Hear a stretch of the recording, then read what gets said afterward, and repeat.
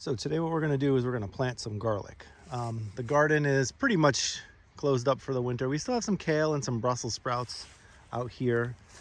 It's almost November 1st, so it's really cold. Surprisingly, we have not got a full frost yet, which is a little odd for sure.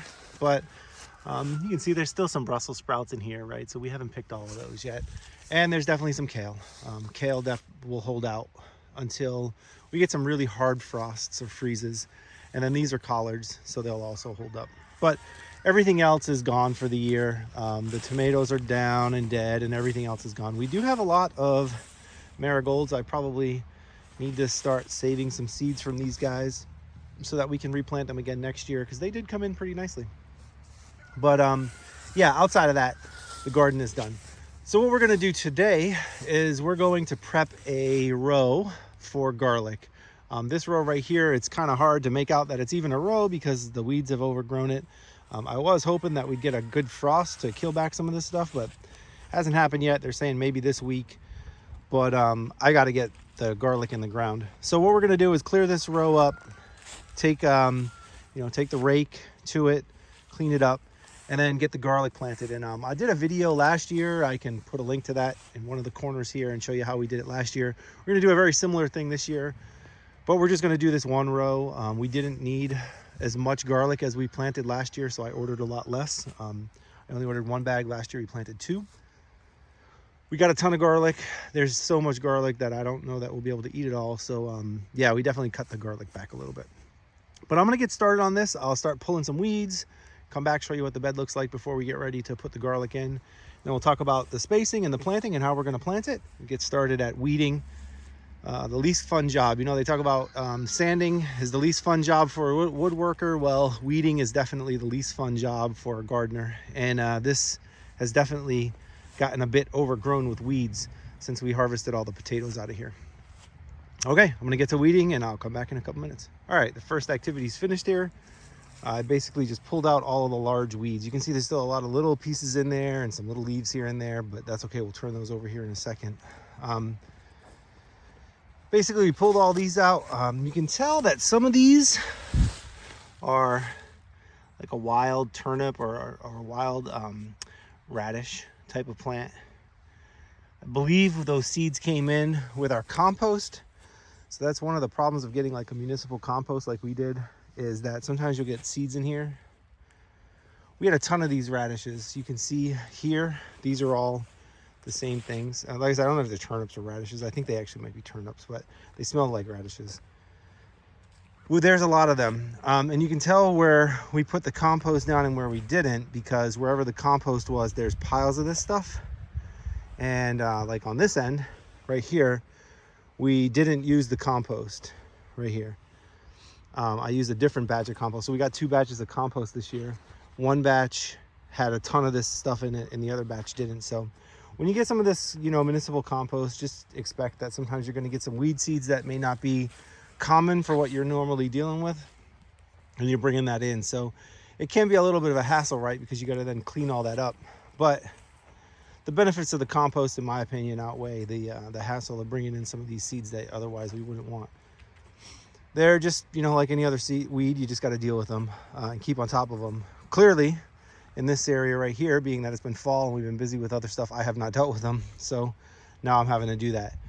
But now that we got all those weeds out, we're going to go ahead and grab the rake over this area, get it all cleaned up, and get it prepped so that we can start laying out where we want to put the garlic sets. So I'll be back in a minute when I get that started. All right, as you can see, this is looking much, much better now. We got a nice clean row, nothing on here except for some, cut off tops of weeds. These are, just dead leaves, or they will be dead leaves after a little while because everything that's in here has had their roots removed.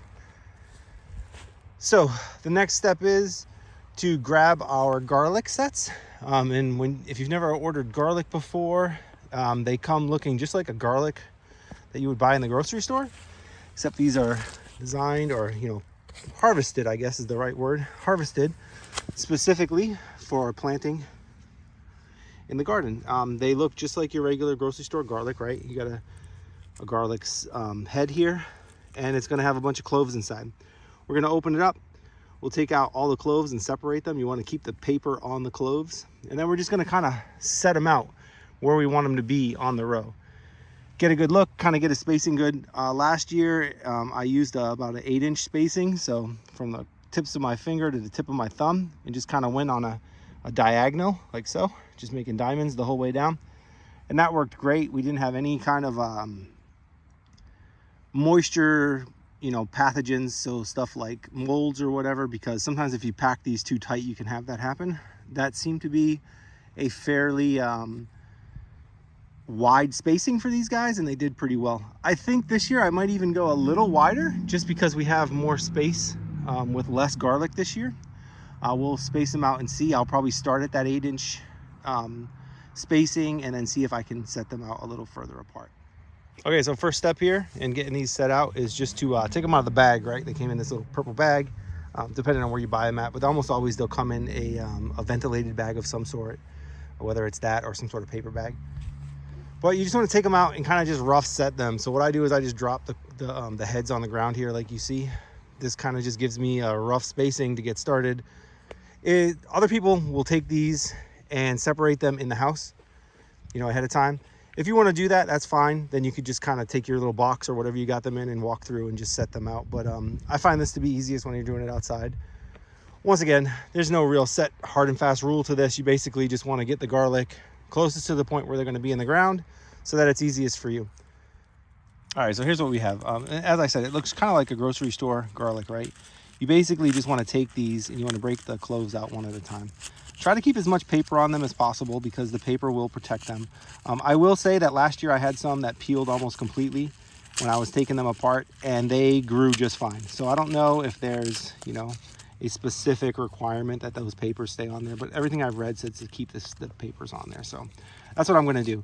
And these are a hard neck variety, so depending where you live, you may get a soft neck variety. Those will be a little different, right? The inside of your clove won't have this hard piece here, and you'll probably end up with some more cloves than what I've got here. Even different versions of the hard neck varieties. You can see that this head only gave me 4 cloves. That's because these grow into really big garlic cloves, which I liked. We grew some of these last year and they grew really well.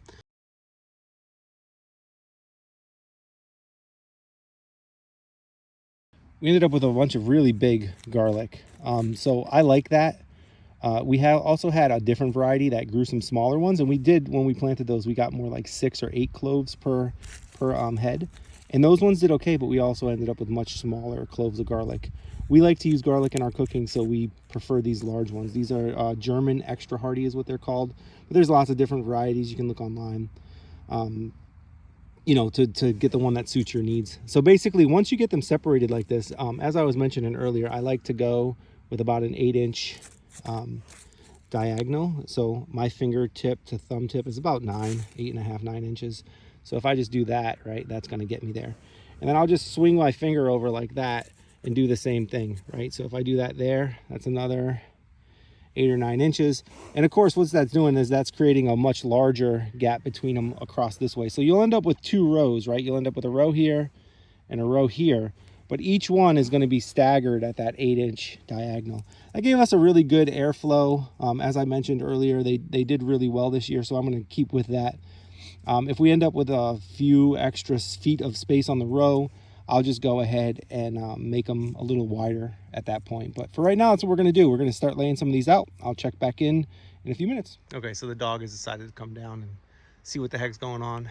But got all the garlic set. So the first thing like I said, I like to do is kind of lay out the cloves in a pattern that I think is going to work. And as you can see, we got garlic just going here. As I mentioned, I just do them in an offset with my fingers, doing about an 8 or 9 inch spread. You will come across a couple that may not be good, like that one, so I just throw them to the side. Don't plant those. But basically, just go down your row and plant whatever, you get out of them. Some of the heads of garlic or the bulbs of garlic will give you 4, some will give you 6. I think one of them that I had 7. So just take out whatever you can. Somehow I got a double there. I don't know how I did that, but we'll just put this guy here on the end. So yeah, just get them all laid out. Now basically what we're gonna do is we're gonna go through and we're gonna stick a hole in the ground and plant these guys. So what I like to use is either a broomstick, or in this case I have a shovel, a little mini shovel. You can just take this, pop it in the ground, drop your garlic in there, make sure the top is pointed up, and cover it up. You don't want the garlic to be super deep. I think a couple inches is all it really needs. Get that in there, drop it down, cover it up. Because what we're going to do is we're covering it here and we're going to put another layer of straw on it. And that straw will probably stay there next year as well. Some people do take the straw off. I personally think it's a good idea to leave something covering them, to just give it a little extra coverage. If this was something that bugs would get at a lot, you know, the straw is a problem for that, because as we found out in our previous garden, we had things like slugs and snails and other bugs getting in there. But the garlic doesn't have a ton of natural predators that want to eat it. You know, it's like an onion. Not a ton of things are out here eating your onions. So we haven't had that be a problem. So I personally will leave, you know, some sort of cover on these. Now I might just take some manure and put it over top of it, right? You could use whatever you want in the spring. But for the winter, you want to throw down some straw on it just to give it a little protection, especially in the really cold environments like we have here in northern Vermont. If you live somewhere in the mid-Atlantic or the Midwest where maybe you don't get as cold of temperatures, then by all means, maybe you don't need to have such a strong coverage. But we have a long, cold winter. So everything I've read, and from what I experienced last year, which was good results, is that if you cover them, the plants will do well. All right, so I'm just gonna go down the row and continue to do what I'm doing here, which is just pop a hole, take the clove, stick it in, cover it up. You know, get the clove down a couple inches into the soil.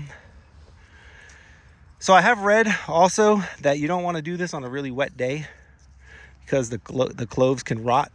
I guess it's kind of like the idea with potatoes, right? You don't want to plant your potatoes on a really wet day because the potatoes can rot in the ground.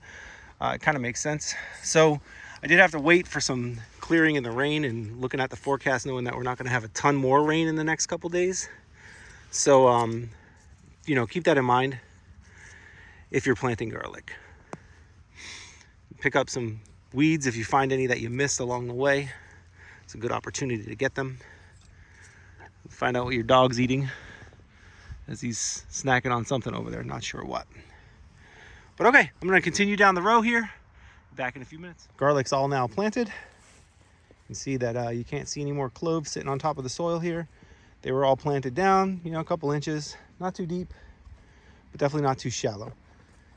So the reason that we plant them right about now, which, you know, as I mentioned, you can see it's late in the fall. As a matter of fact, this morning I went out and bought some T-posts used from a farmer on the other side of the hill from where I live, and it was spitting snow.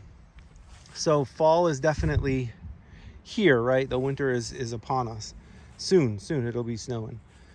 The reason that we want to plant these now is, from everything I've read, you want to plant these a couple weeks before your ground freezes. Not before your first frost, but before your ground freezes. And the reason for that is you want to give the garlic a chance to get started. So by putting it in the ground now, it's going to have a couple of weeks to get going, you know, to start maybe setting a little bit of a root system down there, but not really grow. You don't want it to start popping up. You don't want it to start actually growing. You want to have it get in the ground and then have it get cold enough that these guys can know that, oh, hey, it's winter time now. I better just shut down and wait till spring. That's the goal. So then as soon as we thaw in the spring, you know, when April, May comes around, these guys will be the first things popping out of the ground. You know, you'll start seeing those garlics, the leaves, the shoots popping up out of the ground quickly, very quickly.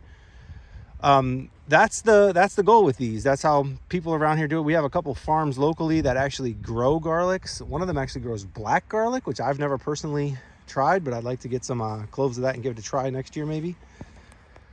But this is when they plant, right? They plant in the fall. This is when people tell you to plant. You know, get it in the ground soon before your ground's going to freeze. We have had a very warm fall, you know, pretty much a warm year. You know, we never go this late without a frost. Our normal first frost is sometime in mid-September, and here we are almost November. Like I said, we're 2 days away from November, and we still haven't had a frost. It did snow a little bit this morning, but the temperature was like 36 degrees, so still not a freeze or a frost. So we're waiting for that killing frost and freeze to hit to knock back some of these plants. And it's been kind of hard to time planting my garlic. A couple of friends of ours have already started planting theirs, so I figured, well, I'll get them in the ground. I'm guessing what's going to happen is we'll probably just skip through that time of, you know, slow, gradual freezing and just get right to the cold weather. So I'm just trying to prepare for that. I don't know that it really matters if you got this in, you know, a week or two on either side of it. I would think it's probably better to err on the side of giving it a little more time to get set than having no time at all to get set. But yeah, I'm not an experienced enough garlic grower to know that. If anybody has any you know, recommendations or whatever, please leave them in the comment section below. I'd love to hear them. But okay, that's pretty much what we have to do today. In a day or two, I'll come out here and I'll sprinkle some straw on it. Like I said, I linked that video in the top corner. I can link it again here somewhere. Of what we did last year, and then you could see how we sprinkled the straw, but we're just going to do the exact same procedure again. Nothing different. So from there, this is just, you know, getting ready for next year's garden. Garlic is one of those exciting things where you get to plant it in October, early November for next year's harvest, right? So, you know, we're still finishing up picking kale and Brussels sprouts, and you know, I got a couple of turnips here that are still in the ground. You know, we're still pulling these guys out of the ground as of right now. And even with that happening, you know, we're getting ready for next year's garden. So we can't do a ton to prepare for next year. You know, we can start putting down some manure and stuff soon to get the beds ready for next year. But as far as planting goes, there's not a ton we can do. Garlic is one of those things that gives us the ability to get some stuff started, right? It's an exciting moment because this is the beginning of the 2024 garden instead of the 2023 garden. All right, well, thanks for watching. I hope you enjoyed this. Hopefully maybe you learned something about how to plant garlic and why we plant garlic when we do. If you enjoyed the video, give us a thumbs up. If you like what we're doing here, feel free to subscribe to the channel. Click the little bell if you do subscribe, and you'll get notified when we post videos. We try to post a video once a week, although as you know from this one right here, it's been a couple weeks longer than that just because we've been busy and haven't had an opportunity. So, all right, well, thanks again for watching. I appreciate your time. Have a good day.